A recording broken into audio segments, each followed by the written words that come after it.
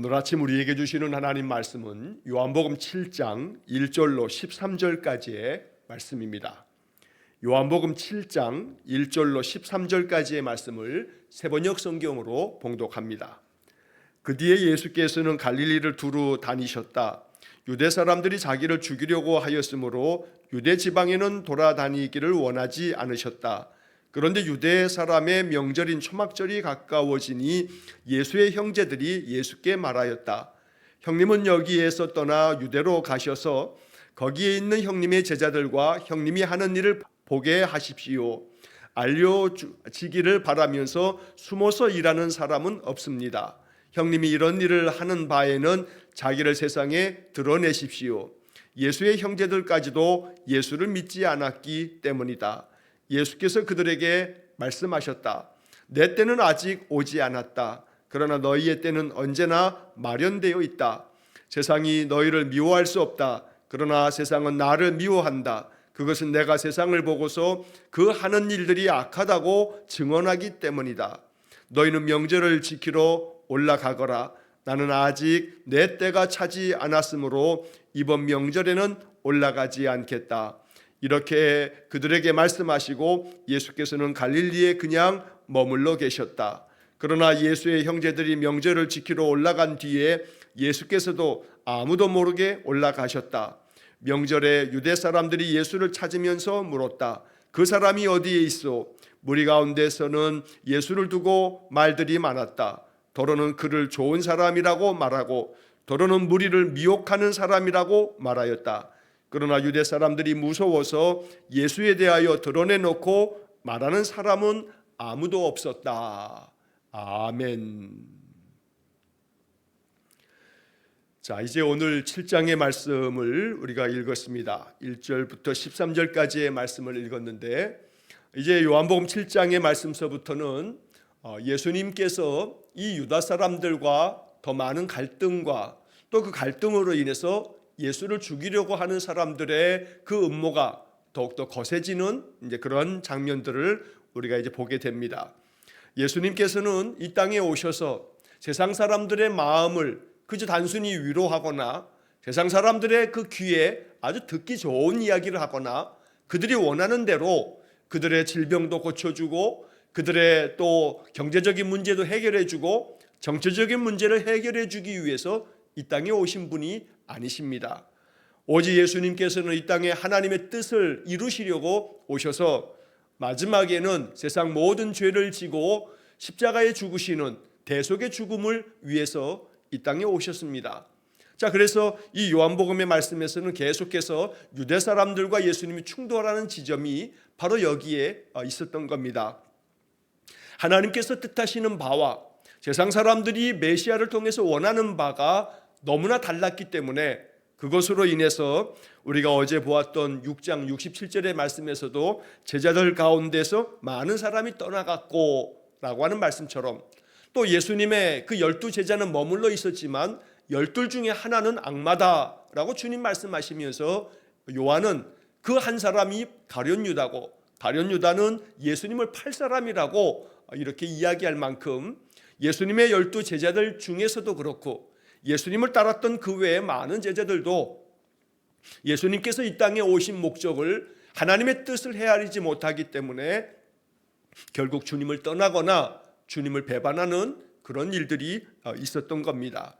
그래서 이 요한복음 7장 이야기, 오늘 본문의 이야기는 더더욱 우리에게 이러한 질문을 말씀하는 겁니다. 어제 주님께서 제자들에게 물으셨던 것처럼 너희도 떠나가려고 하느냐라고 하는 질문처럼 너희는 어디에 서겠느냐라고 하는 것을 이 요한복음 계속 묻고 있는 겁니다. 우리는 이 말씀을 읽으면서 늘 이 말씀 속에서 하나님 우리에게 물으시는 하나님의 질문 앞에 우리가 서게 됩니다. 이 질문 앞에 믿음으로 응답할 수 있기 위해 우리가 이 말씀을 더 깊이 묵상하는 겁니다. 주님께서 우리에게 언제 물으셔도 내가 어디로 가오리이까 주님께 영생의 말씀이 있습니다 라고 했던 베드로처럼 언제나 주님 따르는 길을 걸어가는 그런 믿음의 삶이 되어야겠습니다. 자, 오늘 본문의 이야기에서도 예수님의 그 형제들이 예수님께 초막절이라고 하는 절기에 예루살렘으로 올라가십시오 라고 이렇게 권하는 장면으로부터 7장의 이야기가 시작됩니다. 여기서 말하는 예수님의 그 형제들이라고 하는 것은 예수님의 친형제들을 말하는 겁니다. 마리아가 성령의 잉태하심을 통해서 예수님을 낳고 난 후에 이제 마리아는 요셉과 결혼을 하고 요셉을 통해서 또 자녀들을 낳습니다. 그러니까 어머니 마리아로부터 낳은 예수님의 그 동생들이 있었던 겁니다. 처음부터 이 예수님의 동생들이 예수님을 구세주로 하나님의 아들로 마음에 받아 믿음을 가졌던 것은 아닙니다.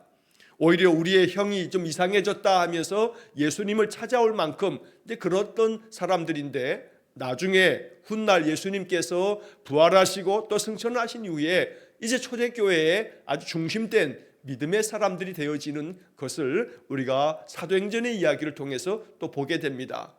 우리가 야고보서라고 하는 신약 성경이 있는데, 이 야고보서를 기록한 이 야고보는 바로 예수님의 동생 중에 야고보라고 하는 동생이 바로 기록한 성경이 야고보서이기도 합니다.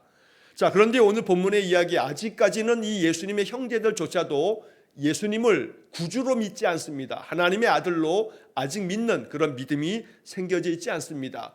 오직 다만 예수님께서 행하시는 여러 표적들, 기적들을 보면서 우리 형님이 참 놀라운 일들을 행하시는구나, 사람들이 얘기하는 것처럼 메시아인지도 모르겠구나, 그러면 우리 형님을 통해서 이 세상에, 이 유대 땅에 정말 놀라운 그런 혁명이 일어나겠구나 라고 하는 마음에, 명절이 되면 당연히 예루살렘에 모든 이스라엘 사람들이 모이니까 거기 가서 기적을 베풀고 거기서 많은 사람들을 다 규합해서 결국 메시아로서 이 나라를 다스려 주십시오라고 하는 그런 이야기를 하고 있는 겁니다.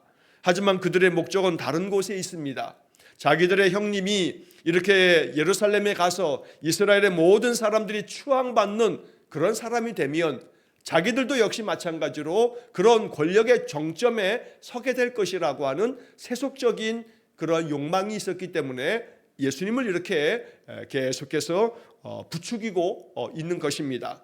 자, 그래서 먼저 우리는 이 1절부터 5절까지의 말씀을 통해서 우리가 마음 가운데 묵상해야 할 말씀을 보게 됩니다. 예수님의 형제들, 가장 가까운 사람들입니다. 가족과 친지들이야말로 얼마나 가까운 사람들입니까? 하지만 가장 가까운 사람이라고 해서, 가깝다고 해서 예수님을 더 마음 가운데 믿음으로 받아들이는 것은 아닙니다. 오히려 그들은 예수님을 통해서 자신들이 원하는 바를 더 이루고자 하는 그런 세속적인 욕망이 많았다는 것입니다. 자, 그래서 오늘 본문의 말씀에 보면 2절 말씀에서 유대 사람들의 명절인 초막절이 가까워지면서 예수님의 형제들이 예수님께 이렇게 말합니다. 형님은 여기에서 떠나 유대로 가셔서 거기에 있는 형님의 제자들도 형님이 하는 일을 보게 하십시오. 자, 여기서 형님이 하는 일을 보게 하십시오. 형님이 하는 일, 바로 우리가 6장에서 오병이어의 기적도 보았습니다. 또 5장에서 38년 된 병자를 고치시는 일도 있었습니다. 여러 가지 많은 표적들이 계속 행해지고 이것이 유대 사람들에게 소문이 퍼지고, 자, 이러다 보니 유대 곳곳에서 바로 예수라고 하는 사람이 이런 많은 기적을 행한다, 사람들은 그를 메시아라고 이렇게 또 생각하기도 한다, 이런 소문이 퍼지면서 예수님께서 어디에 계신가 그저 그 소문만 들으면 구름대같이 사람들이 몰려오기도 했습니다. 자, 그러다 보니 예수님의 그 동생들도 예수님께 이렇게 부추기듯 말하는 겁니다. 초막절 명절이 되었으니 예루살렘에 가서 형님이 하는 일들을, 놀라운 그런 기적들을 거기서도 베풀어 보십시오 라고 이렇게 말하고, 4절 말씀에 알려지기를 바라면서 숨어서 일하는 사람은 없습니다. 형님이 이런 일을 하는 바에는 자기를 세상에 드러내십시오. 예수님의 동생들이 마음 가운데 가지고 있는 그들의 세속적인 욕망이 드러나는 그런 말씀입니다. 알려지기를 바라면서라고 하는 것은 자기들의 생각입니다. 자기의 형님이신 예수님이 이렇게 놀라운 기적을 베풀고 있으니까 이것이 더 많은 사람들에게 알려지기를 바라는 것은 동생들의 마음이었던 겁니다. 그러다 보니 알려지기를 바라면서 숨어서 일하는 사람은 없습니다 라고 이렇게 얘기하는 것은 예수님에 대한 그들의 오해를 말하고 있는 것이기도 합니다. 예수님은 아직 하나님의 때가 되지 않았으므로 이렇게 메시아의 사역을 감당하는 것조차 알려지기를 원하지 않으셨습니다.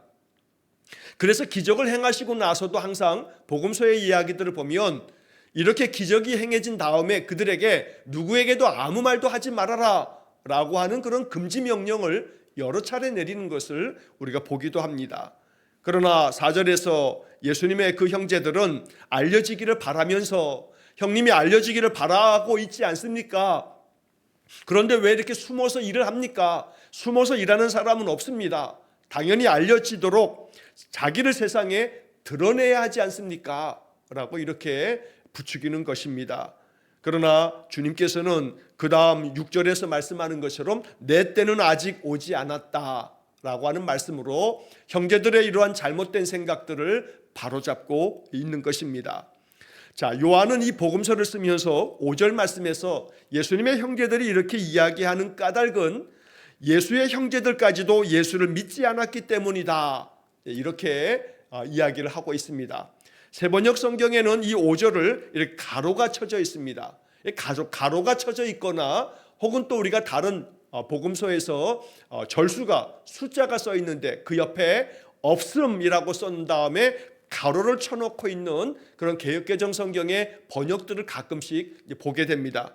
자, 이런 것들은 번역의 어떤 그런 내용을 담고 있는 그런 표시입니다. 그래서 세번역 성경에는 이 5절이 가로가 쳐져 있어서 어떤 사본에는 이 성경 구절이 없다라든지 또 이 성경 구절에 대한 부분은 사본상에 여러 이렇게 차이가 있다라고 하는 것들을 나타내기 위해서 이렇게 세번역에는 5절에 가로가 쳐 있습니다.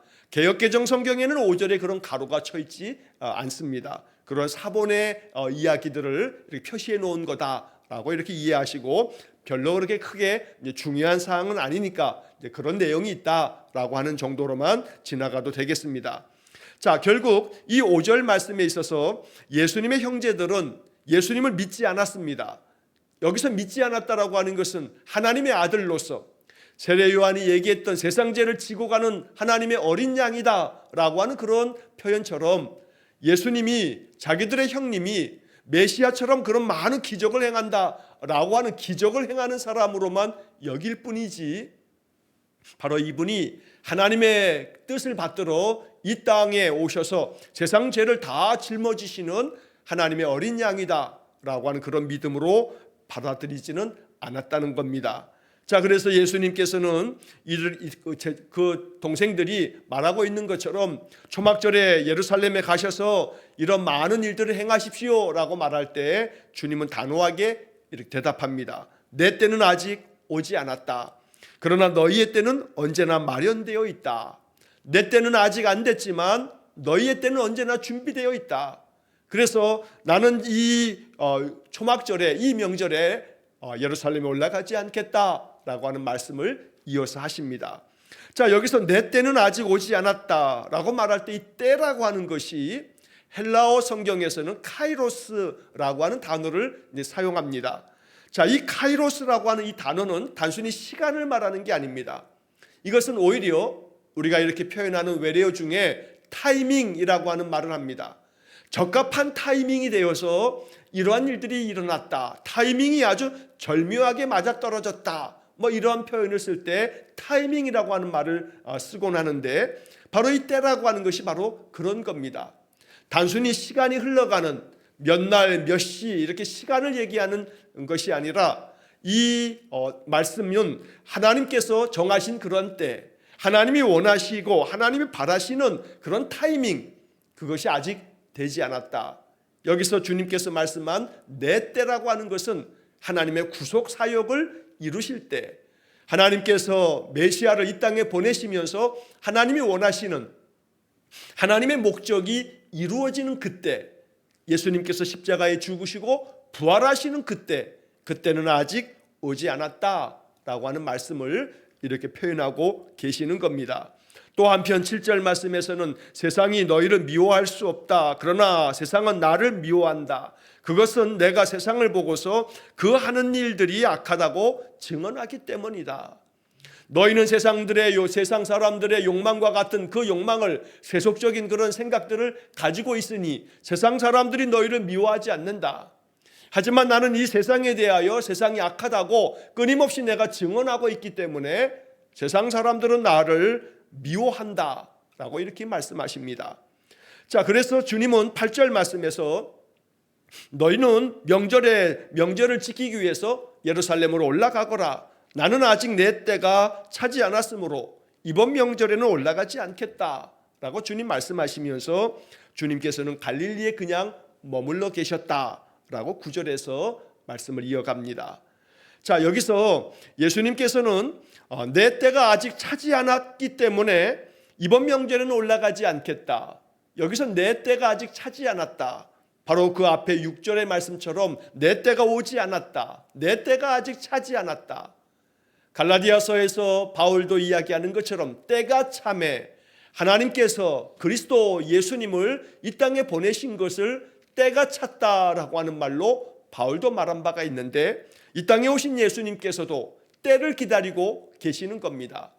하나님께서 메시아를 통해서 이루실 대속의 죽음을 향해서 나아가야 할 때, 그 때가 아직 되지 않았기 때문에 나는 이번 명절에 예루살렘에 올라가지 않을 거다. 예루살렘에 올라가면 사람들은 나를 드러내놓고 계속해서 자기들의 왕을 삼고자 할 테니 나는 너희들이 말하는 것처럼 이렇게 세상에 드러내기 위해서 예루살렘에 가지는 않겠다라고 말씀하고 계시는 겁니다.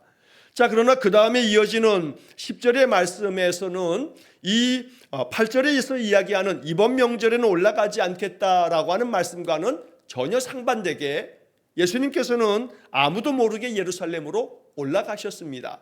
자, 10절 말씀을 보시면 그러나 예수의 형제들이 명절을 지키러 올라간 뒤에 예수께서도 아무도 모르게 올라가셨다. 그래서 그냥 단순히 문자적으로만 보면 8절 말씀에서는 이번 명절에는 올라가지 않겠다라고 얘기하셨는데 10절 말씀에서는 예수께서도 아무도 모르게 올라가셨다라고 이렇게 적고 있습니다. 자, 이 8절과 10절의 이야기가 전혀 반대의 이야기처럼 보여집니다. 그러나 이번 명절에는 올라가지 않겠다, 예수께서도 아무도 모르게 올라가셨다, 이 두 구절은 전혀 다른 이야기를 하고 있는 것이 아닙니다. 자, 이 부분의 이야기를 해석하는 성경학자들의 해석은 주로 두 가지의 견해를 이야기하고 있습니다. 자, 첫 번째로는 방식의 문제를 이야기하는 것으로서 이 8절과 10절이 전혀 반대의 이야기의 상황이 되어버린 것에 대해 성경학자들은 이렇게 말하는 겁니다. 자, 예수님께서 이번 명절에는 올라가지 않겠다라고 하는 이야기를 학자들은 말할 때 형제들이 제안한 방식처럼 알려지기를 바라면서 그래서 자기 자신을 세상에 드러내십시오라고 형제들은 말했지만, 자기를 드러내기 위해서 이번 명절에 그런 방식으로 예루살렘에 올라가지는 않겠다라고 말씀하신 것이다. 성경학자들은 이 부분을 먼저 이렇게 해석하고 있다는 겁니다. 세상에 나 자신을 드러내기 위해서, 더 공개적으로 많은 사람들에게 나타내기 위해서, 그래서 사람들로 하여금 정치적인 메시아로 나 자신이 세상 사람들에게 더 많이 그렇게 높임받기를 위해서 그런 방식으로 내가 예루살렘에 이번 명절에 올라가지는 않겠다라고 하는 그런 방식의 문제를 얘기하고 있는 거다라고 해석하는 겁니다. 자, 두 번째로는 이 이야기를 사본의 문제로 해석하는 학자들도 많습니다. 자, 왜냐하면 이 8절 말씀에서 세번역 성경에는 이번 명절에는 올라가지 않겠다라고만 번역되어 있습니다. 그런데 개역개정 성경의 번역에서는 여기에 하나의 단어가 더 추가가 됩니다. 개역개정 성경의 번역에 보면 나는 이 명절에 아직 올라가지 아니하노라 라고 번역하고 있습니다. 여기 개역개정 성경의 번역 중에 하나가 바로 아직이라고 하는 단어가 개역개정 성경에는 포함되어 있다는 겁니다. 헬라어 성경 원문에도 오우포라고 하는 단어가 있는데 이 오우포라고 하는 단어가 개역개정 성경의 번역처럼 아직이라고 하는 그런 단어입니다. 물론 사본에 따라서는 이 오우포라고 하는 단어가 없는 사본도 있다 보니 세번역 성경에서는 바로 그런 사본을 사용하고 있기 때문에 이번 명절에는 올라가지 않겠다라고 이렇게 번역한 겁니다. 그러나 대다수의 더 많은 인정받는 사본 중에는 바로 오우포라고 하는 단어가 포함되어져 있기 때문에 나는 이 명절에 아직 올라가지 아니하노라 라고 주님께서 말씀하신 것이 더 적합한 번역이라고 학자들은 생각하고 있는 것입니다. 자, 그래서 사본에 대한 이야기는 신학적인 이야기이기 때문에 제가 더 많은 구체적인 설명을 드리지는 않겠습니다. 성경의 이 말씀들은 마태, 마가, 누가, 요한복음에, 예를 들어 요한복음을 우리가 읽고 있는데 사도 요한이 이 요한복음서를 썼을 때 요한복음서에 그 기록된 성경이 지금 우리가 가지고 있는 것처럼 21장이 아주 통으로 전체가 다 기록되어져 있는 요한의 원본이 사실은 존재하지 않습니다. 왜냐하면 세월도 2000년이라고 하는 긴 세월이 지나갔고 이 원본 성경이라고 하는 것들이 지금처럼 종이가 있거나 펜이 있거나 그래서 이것을 21장까지를 그냥 쭉 한 번에 쓸 수 있는 그런 시대가 아닙니다. 그러다 보니 파피루스라든가 또 양의 가죽이라든가 이런 것들을 가지고 그저 몇 글자씩 몇 부분씩 부분으로 이렇게 쓰면서 이것들이 모아지면서 정경으로 지금 가지고 있는 21장의 요한복음이 완성되어진 건데 그런 긴 과정 속에서 이런 것들을 필사하고 또다시 필사하고 이러면서 다양한 사본들이 만들어지고 이것이 고고학적인 발굴을 통해서 발견되어지면서 이제 AD 300여 년이 훨씬 지나서 이 신약 성경이 지금 우리가 가지고 있는 이러한 형태로 27권이 정경이라고 하는 신약 성경으로 완성이 되어진 겁니다. 자, 그래서 이런 사본의 이야기들이 성경 곳곳에 드러나 있기도 합니다. 자, 우리에게서 중요한 것은 바로 이것입니다. 예수님께서 올라가지 않겠다 하셨는데 아무도 모르게 올라가셨다. 예수님 말은 올라가지 않겠다고 말씀하신 다음에 왜 이렇게 아무도 모르게 올라가시나? 예수님의 말과 행동이 다르지 않느냐라는 식으로 이 본문을 봐서는 안 된다는 겁니다. 주님께서 말씀하시는 것은 예수님의 형제들이 자기를 드러내기 위해서 이 명절에 올라가셔야 되겠다고 자꾸 이렇게 이야기를 할 때 예수님께서 내 때가 아직 오지 않았다라고 말하면서 너희들은 올라가거라. 나는 아직 이번 명절에 올라가지 않겠다. 아직이라고 하는 개역개정의 성경 번역을 우리가 받아들이는 것이 적합하겠습니다. 자, 한편 10절 말씀에서 예수님 말씀하신 예수께서도 아무도 모르게 올라가셨다.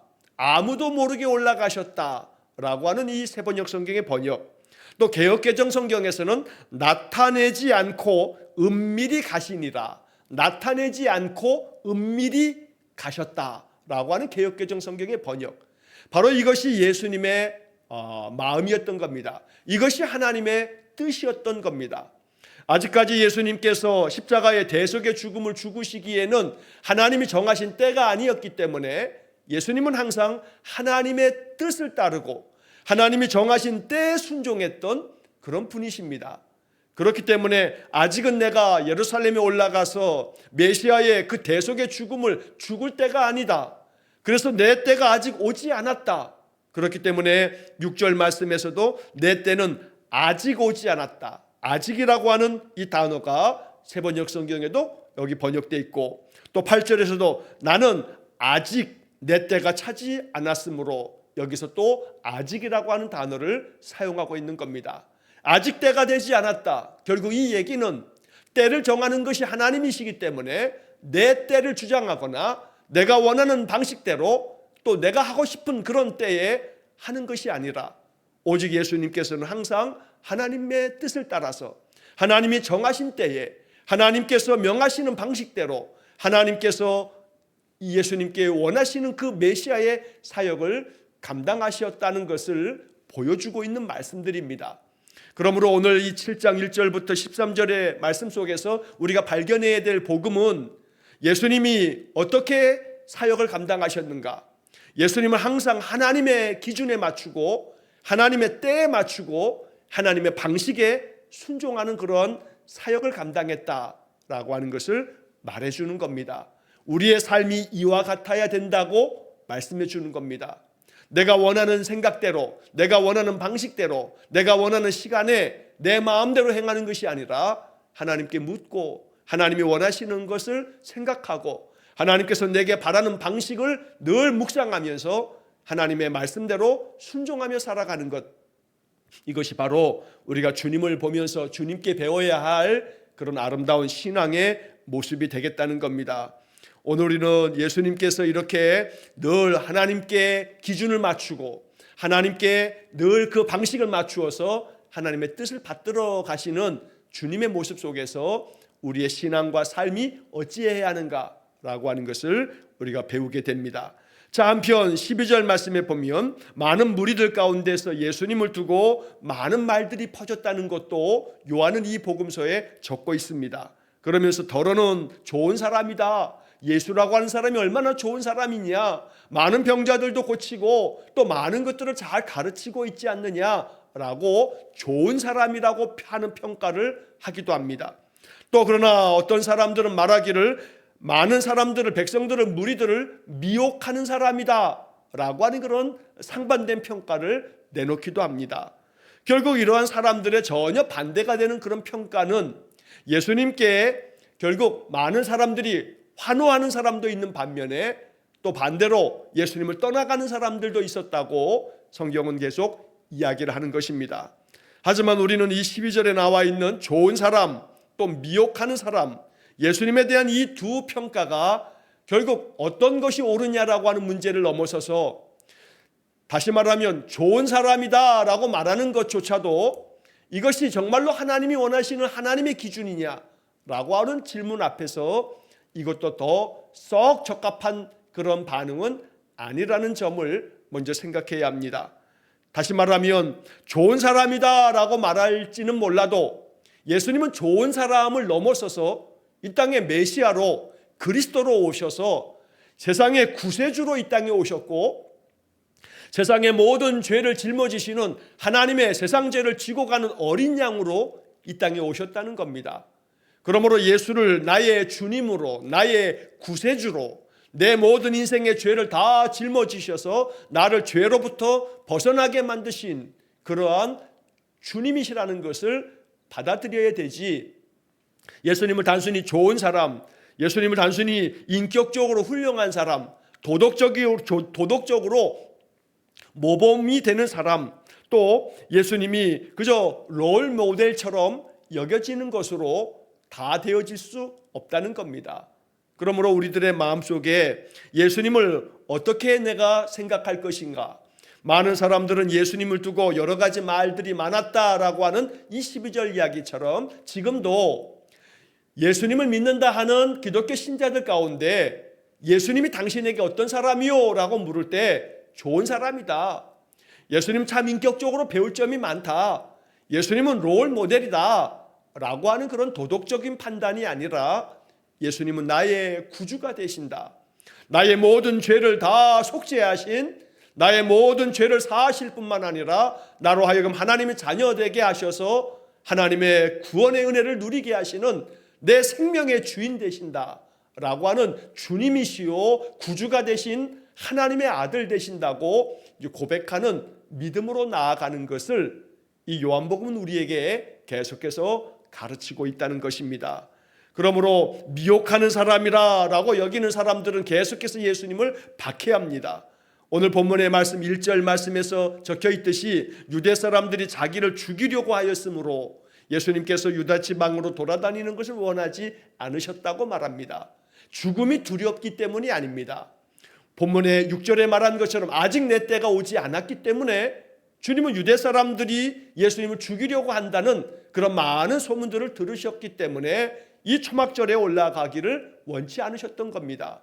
왜냐하면 이렇게 미혹하는 사람이라고 주장하는 자들은 예수를 박해하고 죽이려고 하고 있고, 또 반대로 좋은 사람이다 라고 말하는 사람들은 예수님을 정치적인 왕으로 추대하려고 그들이 계속해서 열광하고 있기 때문에 예수님은 이것도 저것도 다 아니다, 나는 오직 하나님의 뜻을 받들어 하나님의 때에 세상의 모든 죄를 속죄하기 위해서 십자가에 죽기 위해 예루살렘에 올라갈 거다라고 하는 뜻을 가지고 계셨던 겁니다. 그래서 오늘 이 7장의 이야기에서 좋은 사람이라고 하는 평가, 또 미혹하는 사람이라고 하는 평가, 그리고 가셔서 자기를 세상에 드러내시라고 하는 제자들의 그 부추김, 또 많은 사람들은, 또 어떤 이들은 예수를 죽이려고 하는 그러한 사람들, 이렇게 상반된 입장을 가지고 있는 이 두 진영에 대해서 예수님은 이것도 아니고 저것도 아니다. 나는 오직 하나님의 뜻을 받들어 하나님께서 내게 정하신 길을 따라서 나아가기 위해서 나는 이 땅에 왔다라고 말씀하시는 것이 이제 이 7장의 이야기라는 겁니다. 오늘 이 말씀을 마음 깊이 기억하면서 오직 예수님처럼 나의 때는 아직 오지 않았다. 나는 오직 하나님의 뜻을 받들어 사는 사람이다. 하나님 내게 말씀하시면 내가 순종할 것이고 하나님 내 마음 가운데서 이루시고자 하는 대로 내가 늘 나아가겠다라고 하는 그런 믿음의 기도가 이 아침 올려지기를 간절히 원합니다. 우리의 일상의 삶에서도 마찬가지입니다. 내가 살아가는 삶의 작은 일상 속에서도 늘 마음속에 하나님이 나에게 무엇을 바라실까? 하나님이 나에게 무엇을 원하실까? 이 상황에서 하나님은 나에게 어떤 행동을 바라시고 계시나? 늘 이렇게 생각하면서 말을 할 때나 행동할 때나 우리의 삶의 여러 가지 모든 것에 있어서 하나님이 나에게 원하시는 바가 무엇인가? 라고 하는 것을 생각하면서 살아가는 것, 바로 이것이 주님을 닮아가는, 예수님처럼 하나님 앞에 늘 기준으로 삼아 그렇게 살아가는 믿음의 삶이 될 것입니다. 오늘 이 본문의 말씀을 통해서 예수님의 행하신 그 길을 따라가는 참 제자가 되어지기를 주의 이름으로 간절히 축원합니다. 기도하겠습니다. 자비로우신 아버지 하나님, 어떤 사람들은 예수님을 좋은 사람이라 말하고 어떤 사람들은 미혹하는 사람이라 이야기하면서 어떤 이들은 이렇게 예수님을 열광적으로 환호하면서 자신들의 목적을 달성하기 위해서 예수님을 이용하려고 부추기는 반면, 또 반대로 예수님을 미혹하는 자라 하며 죽이려고 하는 사람들이 있을 때 오직 주님께서는 나는 오직 하나님의 뜻을 받들어 하나님의 때에 하나님께서 명하시는 대로 순종하기 위해서 왔노라 끊임없이 말씀하시는 주님을 우리가 본받게 해 주옵소서. 그리하여 이 세상 속에 살아가나 늘 날마다 삶 속에서 하나님이 내게 바라시는 것이 무엇인지, 하나님이 나에게 원하시는 것이 무엇인지 늘 우리의 삶의 작은 일상 속에서도 하나님의 뜻을 묻고 하나님께서 내 마음에 주시는 감동을 따라 살아가는 믿음의 삶이 되게 해 주옵소서. 그리하여 주의 말씀 따라 순종하며 살아갈 때에 주께서 늘 우리 속에 놀라운 은혜의 표적을 나타내 주옵소서. 한날의 모든 삶을 주님께 의탁하오며 예수님 이름으로 기도하옵나이다. 아멘. 우리 구주 예수 그리스도의 은혜와 하나님 아버지의 극진하신 사랑과 성령의 교통하심이 오직 하나님의 뜻을 받들어 하나님의 때를 기다리며 하나님 명하신 대로 순종하셨던 예수님을 날마다 뒤따르기를 소원하며 간구하는 머리 숙인 귀한 성도들 위해와 저들 가정과 온 가족들 위해 영원토록 함께 하시길 축원하옵나이다. 아멘.